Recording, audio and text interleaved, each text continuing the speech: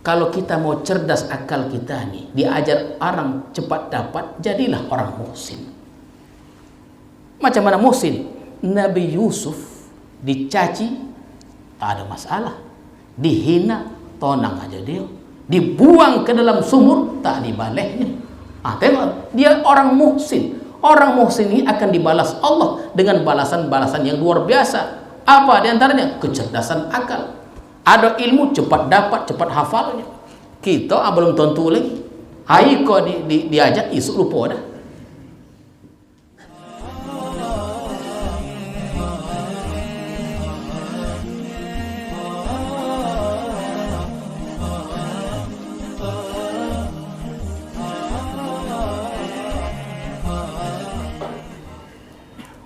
Bismillahirrahmanirrahim. Assalamualaikum warahmatullahi wabarakatuh. Alhamdulillahi rabbil alamin. Wassalatu wassalamu ala ashrafil anbiya'i wal mursalin wa ala alihi wa sahbihi ajma'in. Amma ba'du. Tuan-tuan para khalifah, para salikin, hadirin hadirat serta para tetamu sekalian yang datang dari jauh maupun yang datang dari dekat. Alhamdulillah, kita bersyukur kepada Allah Subhanahu wa taala yang telah melimpahkan rahmat dan hidayahnya kepada kita semua, sehingga pada malam hari ini kita masih dapat bertemu, berkumpul di madrasah ini untuk meneruskan kajian tafsir kita. Salawat dan salam kita ucapkan dan kita sampaikan kepada Rasulullah sallallahu alaihi wasallam beserta keluarga, para sahabat dan para pengikut-pengikut beliau. Mudah-mudahan kita mendapat syafaat Rasulullah di hari kemudian nanti. Amin ya rabbal alamin. Maka berfirman Allah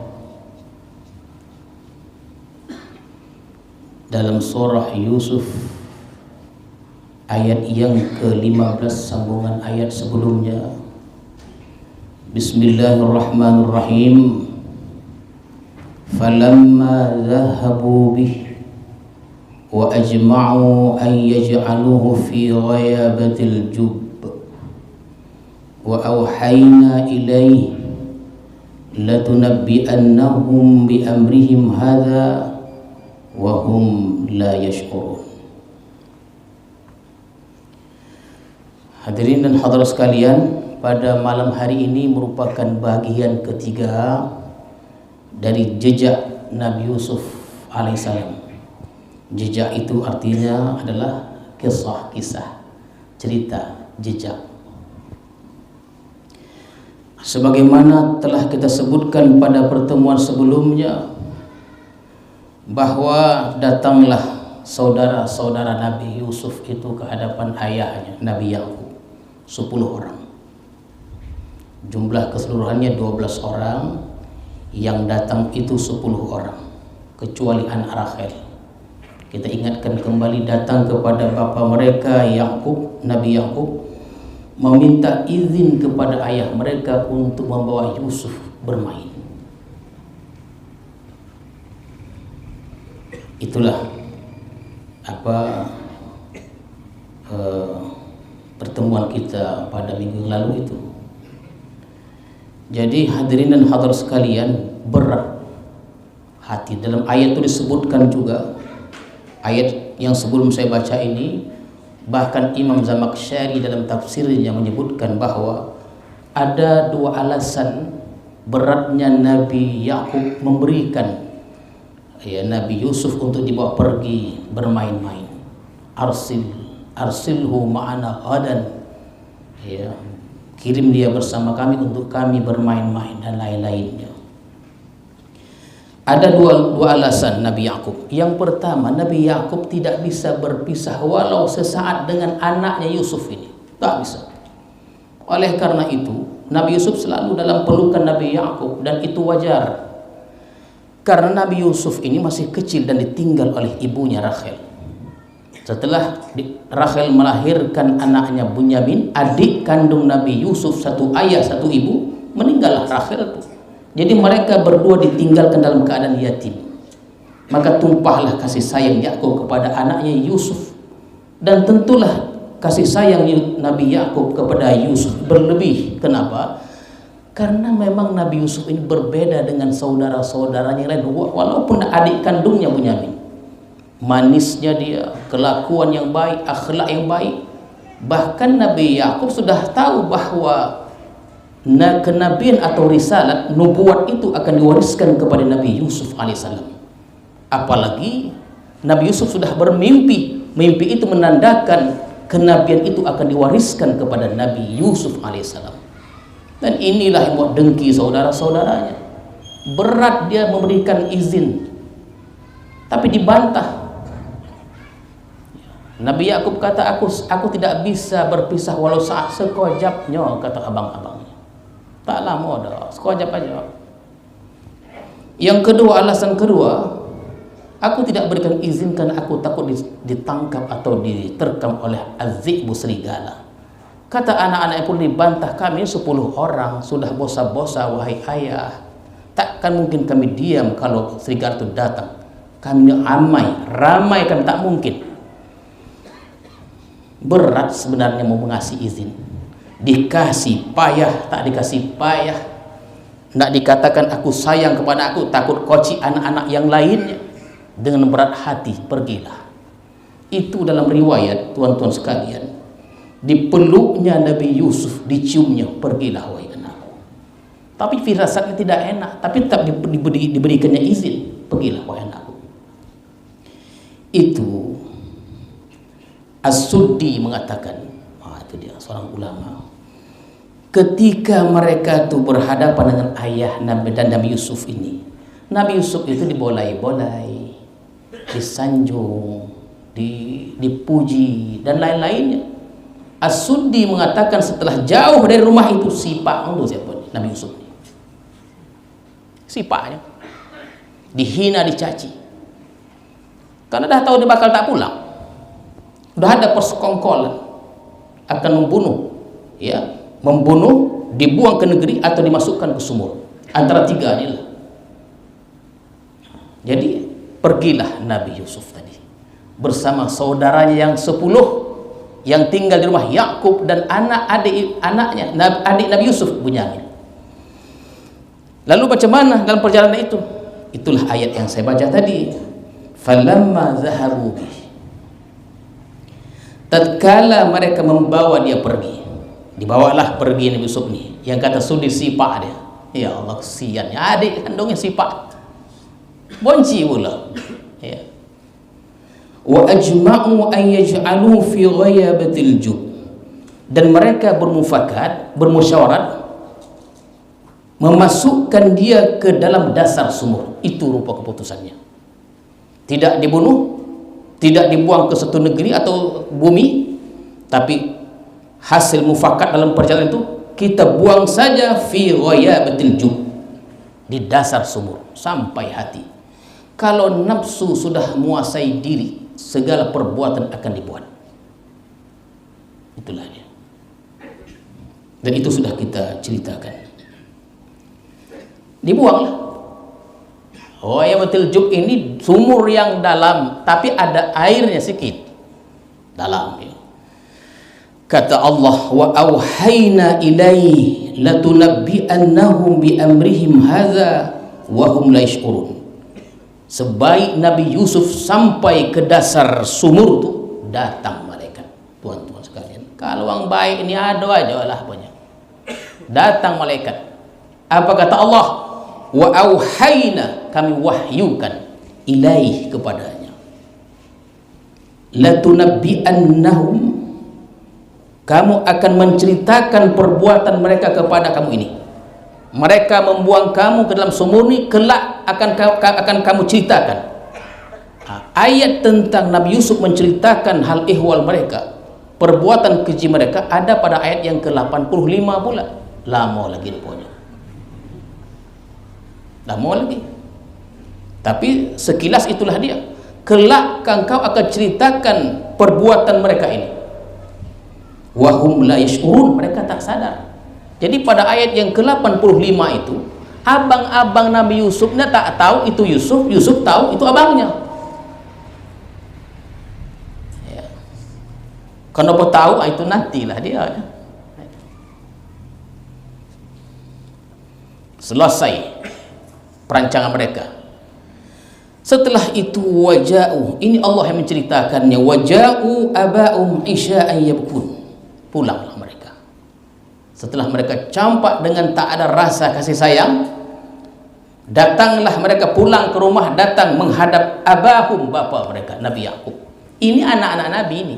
Apa lagi anak kita? Ya. Jadi kalau kita mendengar cerita anak kita begini begitu, kaji elok-elok. Karena boleh jadi kelakuan di rumah kita elok, di luar tak elok. Kaji elok-elok. Datanglah mereka ke hadapan bapa mereka. Bila kata Quran ni, waja'u abahum isya'an yabkun, di hari senja. Apa pandai mereka? Datang mereka itu isya'an yabkun, di hari senja, senja isya. Namanya menjelang isya lah. Keadaan malam itu, remang-remang. Dalam keadaan yabkun, menangis. Jadi kalau mereka, ini kan cerita bohong nih, air mata palsu namanya. Mereka menangis, mereka bersedih dalam keadaan remang-remang, kan tak begitu nampak dia. Ini pengajaran tapi tak boleh kita contoh. Aku nak bohong tu maghrib aja lah. Itu terkadang boleh jadi dia, boleh jadi, boleh jadi, boleh tidak. Terkadang orang-orang jualan itu yang di pasar-pasar itu ada bagian-bagian tertentu mereka itu baru buka kedai itu, jualan itu di waktu maghrib. Lampu pun malap-malap sikit. Supaya tak nampak mana yang kuyak, mana yang tidak. Malap pula. Kalau torang, nampaklah dia. Pandai mereka. Waja'u abahum isya'an yabkun. Datang di waktu senja, hari senja dalam keadaan menangis. Tak cuma lupa ini. Ya, sedih menangis. Mulailah mereka merekayasa cerita. Mulailah mereka setelah datang waktu senja dalam keadaan menangis, mulailah bercakap. Merekayasa cerita bohong tadi. Apa ceritanya? Qalu, mereka berkata, ya abana, wahai bapa kami, inna dhahabna, kami telah pergi, nastabiqu, berpacu-pacu, artinya berlomba-lomba, berlomba lari. Itu dia jalan ceritanya begitu. Kadang orang kalau seandainya sudah ingin berbohong, bersalahan aja itu. Ya. Nastabiqu wa tarakna, dan kami tinggalkan Yusuf inda mata'ina, dekat barang-barang yang kami tinggalkan itu, barang-barang kami. Fa akalahu dhi'bu, maka diterkamlah dia oleh az-zi'bu. Az-zi'bu itu serigala.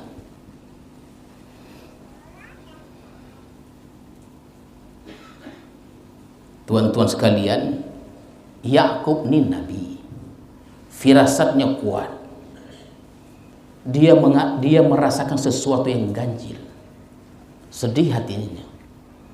Kalau seandainya Nabi Yakub ambil satu sikap pemberontakan, arti marah dan lain, tak akan selesai kacau suasana keluarga itu. Lebih baik dia diam. Beliau tetap bergaul dengan anak-anak dengan baik dalam keadaan perih jeritan jiwanya itu, jeritan jiwanya. Tapi beliau tahan. Kalau tidak beliau tahan, bertambah kacau keadaan keluarga itu. Beliaulah menderita, ditahannya. Bahkan terkadang kita mengalami, kita dituduh, difitnah dan lainnya. Orang yang fitnah dibantu orang lain, jangan jangan dibalik, diam saja. Karena kelak Allah akan menunjukkan mana yang benar, mana yang tidak. Biarlah kita dituduh, asalkan kita real, dia jalan pada jalan yang betul, yang lurus. Itu rekayasa ceritanya. Karena dalam keadaan jiwa yang murni ini tidak bisa ditipu. Orang yang menipu berbohong akan gugup dalam menuturkan kata-kata, dan itu bisa dibaca oleh Nabi Yakub, seorang nabi. Tapi mereka ini sudah tak tahan, ingin berbohong, membuat satu lagi, ya, dalil yang lebih kuat lagi menurut mereka. Waktu sudah sesuai waktunya, ya, waktu sudah sesuai, dalam keadaan menangis pula, kan hebat itu. Cerita di karang-karang, ditambah cerita lagi membuktikan mereka berbohong. Wa ma anta bimu'minin lana, kata mereka pula tuh, tetapi engkau tak percaya pada kami, wahai bapak kami. Walau kunna shadiqin, walaupun kami sudah bicara betul, benar. Kan itu rekayasa. Datang waktu Isya, ya, senja, menangis, dibuat cerita bohong, dan dikatakan, tetapi mungkin engkau tak akan percaya pada cerita kami ini, walaupun kami bercakap benar. Sekarang sudah terjadi. Kalau ada orang berbohong mereka yasa setahun 2 tahun, akan dibuka Allah Subhanahu wa ta'ala. Wallahu khairul makirin. Siapapun orangnya, 1 hari, 2 hari, 3 hari akan dibuka oleh Allah kebohongan-kebohongan itu. Luar biasa. Kalau Allah yang bekerja, tak masuk akal, tak masuk akal kita. Bahaya kalau kita berbohong nih. Untuk menguatkan lagi, tuan-tuan sekalian, waja'u ala qamisihi bidamin kadzib. Mereka menghadap ayahnya itu bidamin kadzib, dengan bukti palsu pula lagi, darah palsu. Terkadang bukti yang sudah ada dicabut, pasang bukti yang lain. Sekarang canggih, tapi Allah tuh lebih hebat. Jangan coba-coba kita berbohong, menipu. Anak Allah khairul makirin, jangan. Ya, sudah terbukti, banyak itu terbukti, tuan-tuan sekalian. Kalau kita paparkan sejarah dari kenabian itu, terbukti semuanya kebohongan-kebohongan itu. Apa kata Nabi Yakub? Qala bal sawwalat lakum anfusukum amra. Ini jawaban yang paling hebat. Ya, jiwa seorang nabi yang punya jiwa yang bersih, yang suci, jiwa yang kuat, berkatalah dia. Dia berkata, tetapi nafsumu yang telah memudahkan kamu berbuat ini. Nafsu yang berbuat begitu. Ingin menjadi nabi yang 10 tadi ini, ya, menggantikan Yakub, kan begitu. Seperti yang kita ceritakan, Nabi Ibrahim mewarisi kenabian kepada Ishak, Nabi Ishak mewariskan kenabian kepada anaknya Yakub, Nabi Yakub mewariskan anaknya. Beliau tak tahu awalnya, tapi semuanya ingin. Ternyata jatuh kepada Nabi Yusuf alaihissalam. Lalu sikap apa yang diambil oleh Nabi Yakub dalam menghadapi anak-anak? Tadi sudah saya ceritakan, tuan-tuan. Beliau bergaul, setelah itu bergaul dengan anak-anaknya, tapi dalam merintih hatinya itu. Bergaul baik dengan anak, tapi merintih hatinya. Fasabrun jamil. Sikap yang diambil oleh Nabi Yakub adalah sabrun jamil. Apa dia sabrun jamil? Sabar yang indah. Ini amalan hati, ini sabar nih. Amalan hati itu lebih tinggi dari amalan zahir. Tinggi amalan zahir, amalan hati ini bersabar itu bertahun-tahun. Wallahul musta'an ala ma tasifun. Dan kepada Allah lah tempat mengadu, mohon pertolongan apa yang kamu ceritakan itu, kata Nabi Yakub alaihissalam. Target mereka dalam bahasa kita, kalau sudah dibuang Yusuf tuh, maka wajah Nabi Yakub akan menghadap kepada kita saja. Rasa kasih sayang akan pindah kepada kita. Tuan-tuan sekalian, terbalik rupanya. Semakin Yusuf tidak ada, semakin Yusuf itulah dinginnya. Ya, semakin tak ada Yusuf tuh di rumah, semakin Yusuf itulah diingat oleh ayahnya Nabi Yakub alaihissalam. Lalu bagaimana keadaan Nabi Yusuf di dalam sumur tadi? Ya, macam mana keadaannya setelah dibuang, ya, ke dalam tadi? Waja'at sayyarah. Sayyarah itu bisa diterjemahkan mobil, tapi ini satu kafilah. Waja'at sayyarah, datanglah satu kafilah. Biasanya satu kafilah ini dalam perjalanan jauh mereka akan berhenti. Kalau ada mereka menemukan dan mereka sudah tahu tempat-tempat sumur itu, mereka akan berhenti untuk mengisi kendi-kendi, untuk mengisi air. Karena meneruskan perjalanan jauh perlu air. Berhentilah mereka di dekat sumur itu. Waja'at sayyarah, maka datanglah satu kafilah. Fa'arsalu waridahum, maka diutuslah seorang untuk mencari air. Diutus ke sumur tadi itulah. Fa'adla dalwah, diulurkanlah tali tadi. Oh, panjang tali itu. Kenapa dalam apa telaganya itu? Boleh begini, boleh dengan apa namanya itu, bukan gedrek apa namanya. Fa'adla dalwah, diulurkanlah. Sebenarnya dalam riwayat itu, tuan-tuan, Nabi Yusuf dalam sumur itu tenang. Beliau tidak takut. Kenapa? Karena sebaik beliau dicampakkan, dimasukkan ke dalam sumur, malaikat datang menenangkan hati beliau. Bahkan dalam sumur itu memang ada air sedikit, tapi ada batu. Di atas batu itulah Nabi Yusuf duduk, supaya tidak kedinginan kena air. Tenang dia.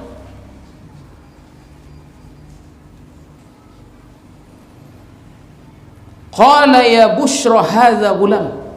Bila diangkat tadi, ya, riwayat mengatakan bahwa waktu itu umur Nabi Yusuf 12 tahun.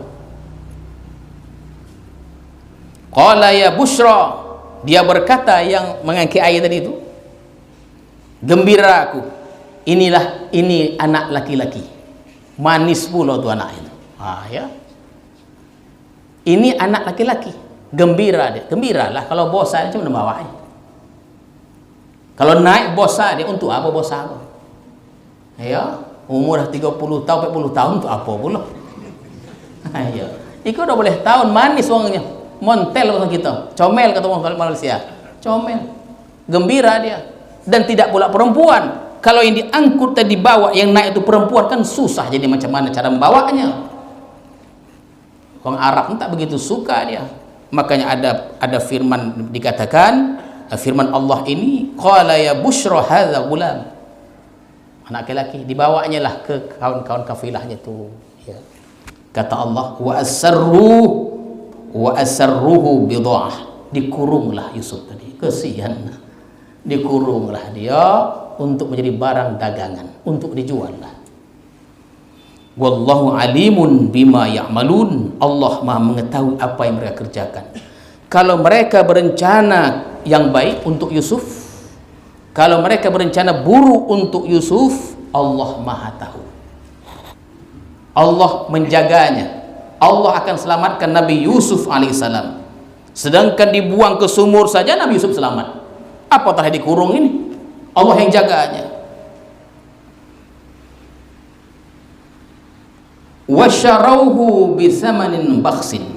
Jadi tuan-tuan sekalian, dikurung, dibawalah ke Mesir. Jadi kafilah ni sampai di telaga tu dan menerus perjalanan ke negeri Mesir. Dikurunglah Nabi Yusuf tadi. Wasyarauhu bisamanin bakhsin, dijuallah dia dengan harga yang murah. Itu maknanya. Darahima ma'dudah, beberapa dirham yang dapat dihitung murah lah. Wa kanu fihi minaz zahidin, dan mereka tidak begitu suka dengannya. Tengok begitu. Ini rekayasa Allah, bukan manusia. Kata Allah, yang mengurung Nabi, kafilah yang bawa Yusuf tak suka dengan Nabi Yusuf ni. Begitu takdirnya. Ya. Maka dijual dengan murah supaya copek laku. Kalau jual mahal siapa nak belinya? Tuan-tuan ni yang berdagang ni jual lah murah-murah. Copek laku tu. Dijual dengan harga murah supaya cepat laku. Karena mereka tak suka. Tak suka apa nih? Bukan tidak suka melihat perawakan Yusuf, tidak. Mereka tidak suka berlama-lama Yusuf ada bersama mereka. Kalau tahu orang, kan tidak boleh diperjualbelikan orang merdeka, ditangkap mereka. Kalau tahu orang tuanya, kan bahaya. Maka mereka segera menjual Nabi Yusuf ini supaya tidak ada bersama mereka. Maka dijuallah dengan harga murah. Itu dia maksudnya. Jadi bukan tak goma melihat keadaan Yusuf tuh, tak mau berlama-lama Yusuf, bahaya nanti. Macam kita dapat apalah jam atau jam uang, enak kan, ada di pasar itu kita jual murah semuanya, pun barang dapat semuanya. Itu jual murah supaya dapat segera terjual itu.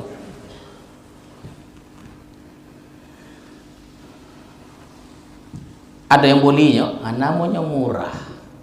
Dan orang tuh, Allah ini semuanya rekayasa Allah. Wa qala alladhi ishtarahu min Misra limra'atihi. Maka ketika Nabi Yusuf ini diperjualbelikan di pasar budak di Mesir, ditakdirkan Allah yang belinya adalah, riwayat pertama, orang kedua di kerajaan Mesir, Perdana Menteri. Ada yang mengatakan ketua polisi, kepala polisi. Itu dia. Dibolinya lah, ya kan? Kuat firasat ini. Jadi tuan-tuan sekalian, kata Ibnu Mas'ud, ada 3 orang yang tepat firasatnya. Iya. Ada 3 orang yang tepat firasatnya. Yang pertama, ini orangnya, Perdana Menteri ini. Nanti kita ceritakan. Dibolinya itu firasatnya kuat. Ini budak ini lain nih. Yang kedua, anak Nabi Syuaib meminta kepada ayahnya, kepada bapaknya, wahai ayahku, jadikan Musa itu, upahlah dia untuk bekerja bersama Nabi rupanya. Dan yang ketiga, Abu Bakar berwasiat sebelum wafatnya, angkatlah Umar menjadi penggantiku. Kuat firasatnya. Jadi kata Ibnu Mas'ud radhiyallahu anhu, 3 orang yang kuat dan tepat firasatnya. Di antaranya Perdana Menteri ini. Ditengoknya Yusuf nih kan lain nih, bukan sembarang budak nih.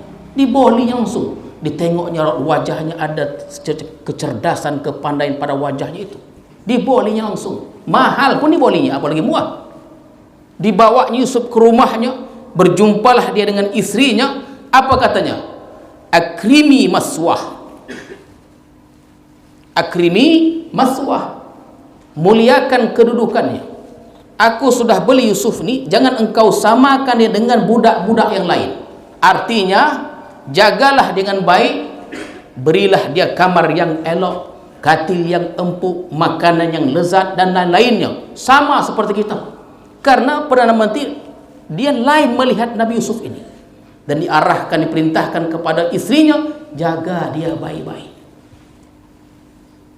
Dan memang betul tuan-tuan sekalian. Kata Allah, asa an yanfa'ana, semoga atau mudah-mudahan Allah memberikan manfaat kepada kita ni. Ada riwayat mengatakan, semenjak mereka merawat, memelihara Nabi Yusuf ni, ada aja joki. Begitu dia. Itu terang kita disuruh kita merawat anak yatim. Atau kalau dah nakal bona tuan, tak apa-apa dibuatnya. Jabatan naik, gitu dia. Seperti merawat Nabi Muhammad SAW, berkembang kehidupan yang merawat itu. Begitu juga terjadi pada rumah tangga para menteri ini. Dirawat Nabi Yusuf, ada perkembangan kebaikan dalam rumah tangga itu. Ya, kehidupan, jabatan dan lain-lainnya dirasakan oleh perdana menteri itu. Au nattakhidhahu walada, atau kita jadikan dia anak kita. Yusuf menjadi anak angkat. Jadi ada ayah angkat dan ibu angkatnya. Ini Perdana Menteri ini masih muda lagi, tuan-tuan ya. Masih muda lagi. Maka dikatakan raja muda dia. Wa kadzalika makkanna li Yusuf. Dan dengan demikian kami tempatkanlah Yusuf itu fil ardi, ini di negeri Mesir itu. Ditempatkan. Tinggallah Nabi Yusuf di negeri Mesir, di rumah Perdana Menteri itu. Walinu'allimahu min ta'wilil ahadis. Ya, begitulah Allah untuk mengaturnya ini, untuk kami ajarkan kepadanya ta'wilil ahadis, takbir-takbir mimpi.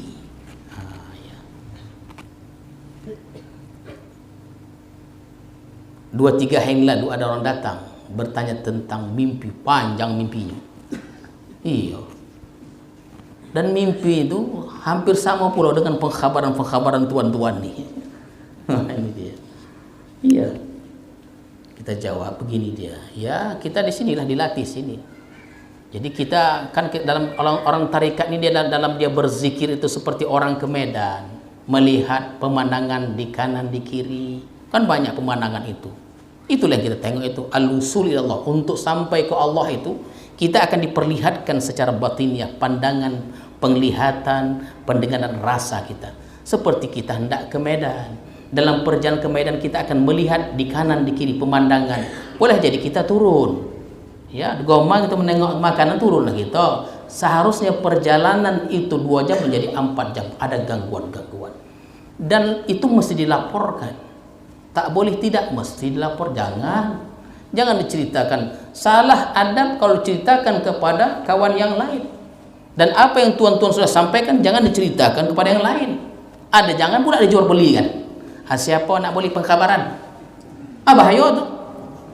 Ada orang tak dapat dia. 10 tak dapat, 20 hari tak dapat. Ada orang tahu. Kalau enggak aku ada apa? Bayarlah 10.000 sikitnya. 10.000 aja. Tak boleh. Ya, guru tu dia akan luluskan aja. Efeknya kemudian hari. Tak boleh diceritakan. Ceritakan kepada guru saja atau pembimbing yang bimbing supaya dibimbing dia. Kita tak tahu. Tak tahu kita, yang putih itu belum tentu putih, yang hitam belum tentu hitam.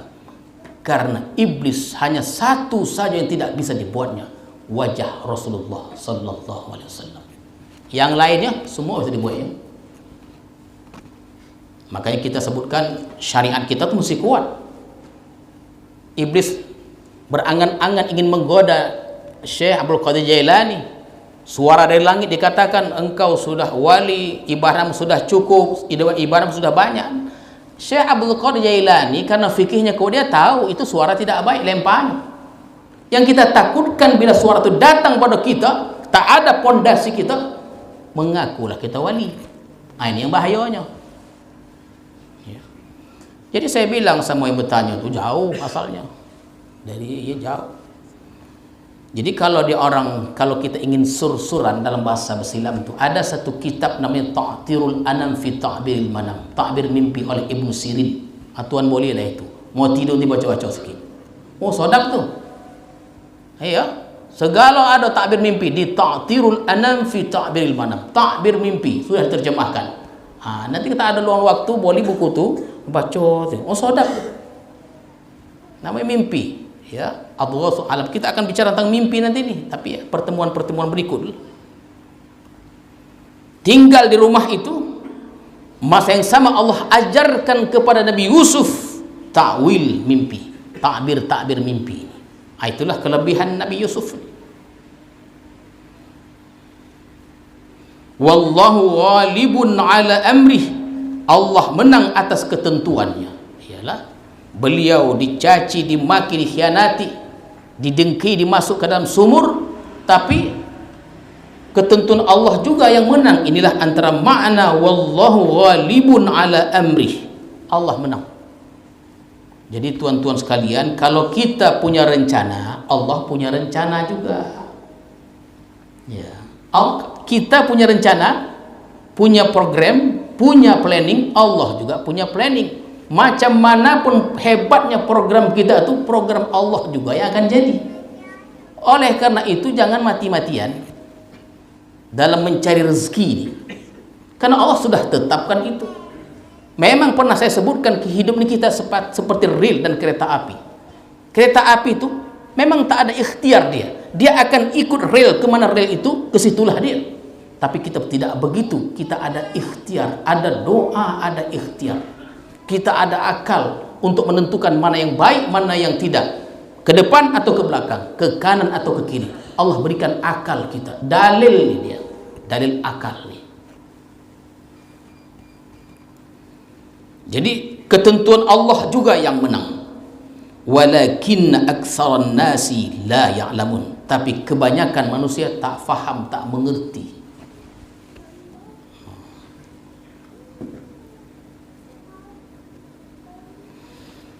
Walamma balagha asyuddah, setahun, 2 tahun, kan begitu tinggal di rumah oma angkat sama ayah angkat, makan sodap dan lain-lainnya, pakaian bekinya, ya kan? Copeklah pertumbuhan tadi. Ya. Makan teratur, bergizi semuanya, yang dipandang elok-elok, ya. Walamma balagha asyuddahu, ketika tumbuh dewasa. Tuan-tuan sekalian, riwayat begini sebutkan. Ada dalam ayat ini ada mengatakan umurnya, ada mengatakan 40, ada yang mengatakan 30, ada yang mengatakan 35, tapi pendapat yang terkuat itu ada 2. Umurnya waktu itu 20 atau 18 tahun.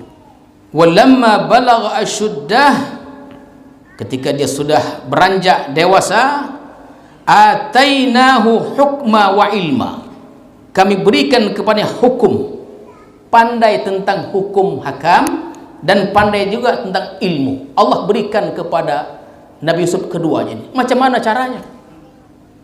Nabi Yusuf ini, tuan-tuan sekalian, selama beliau tinggal di rumah di rumah orang tua angkatnya itu, beliau kan bukan di rumah saja.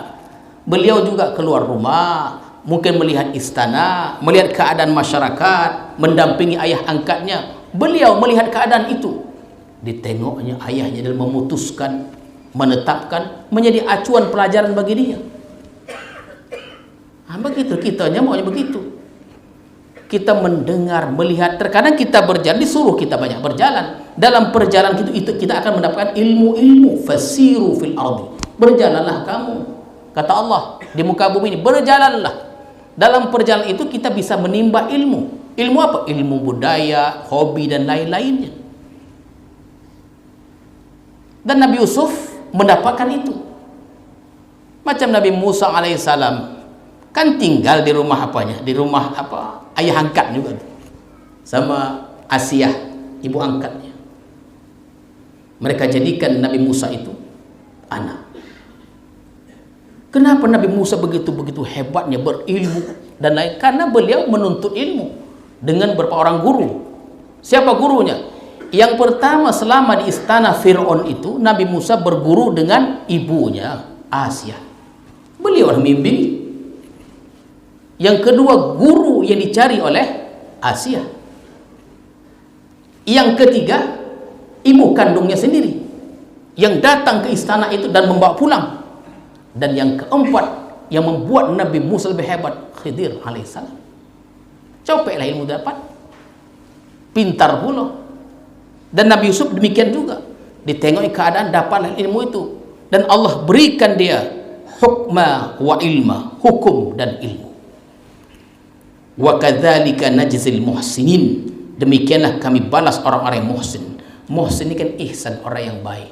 Itu kan ada Rasul pernah ditanya oleh malaikat, mal ihsan? Al ihsan an ta'budallah ka'annaka tara fa illam takun tara fa innahu yarak. Seakan-akan engkau menyembah Allah, seakan-akan engkau melihat Allah. Menyembah Allah, seakan-akan engkau melihat Allah. Bila engkau tidak melihat Allah, Allah pasti melihat engkau. Pertanyaannya, dalam waktu ini, kenapa cepat kali Nabi Yusuf dapat hukum dan ilmu itu? Orang bertahun-tahun tidak dapat. Kenapa? Karena Nabi Yusuf ini orang yang muhsin. Kalau kita mau cerdas akal kita nih, diajar orang cepat dapat, jadilah orang muhsin. Macam mana muhsin? Nabi Yusuf dicaci, tak ada masalah. Dihina, tonang aja dia. Dibuang ke dalam sumur, tak dibalehnya. Tengok, dia orang muhsin. Orang muhsin ini akan dibalas Allah dengan balasan-balasan yang luar biasa. Apa diantaranya? Kecerdasan akal. Ada ilmu, cepat dapat, cepat hafalnya. Kita belum tentu lagi. Hai kau diajak, isuk lupa dah.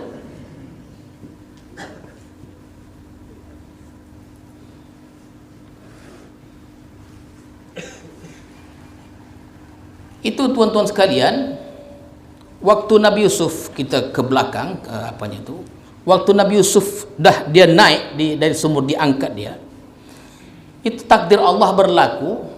Itu kafilah itu tak bertanya, kau anak siapa, mak siapa, di mana rumah, tak ada.